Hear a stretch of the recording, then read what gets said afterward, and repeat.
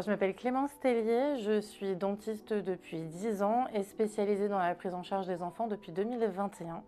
Donc au niveau de mon dos, moi les problèmes ont commencé en décembre 2021. Des douleurs commençaient à apparaître de façon un peu plus importante en fin de journée ou le lendemain des jours où je travaille ou fin de semaine. Donc j'ai commencé uniquement par une prise en charge par un kiné.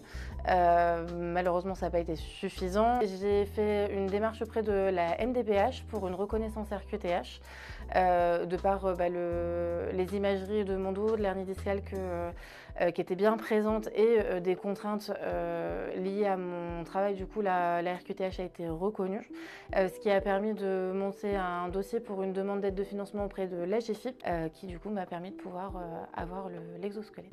Donc moi au départ, je ne connaissais pas du tout les exosquelettes. J'avais plein de peur, plein d'anxiété vis-à-vis d'un dispositif en plus. J'avais peur que ça me gêne dans mon approche au niveau du fauteuil, dans mon accès à la bouche des patients. J'avais terriblement peur du jugement des parents, des enfants.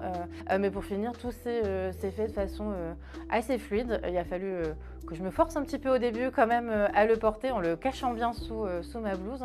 Mais à force de le faire, je me suis rendu compte que le bruit passait inaperçu, que les questions des parents étaient plus bienveillantes et de la curiosité, que ce soit pour eux-mêmes ou pour quelqu'un de leur entourage qui connaît, qui a des soucis au niveau de son dos.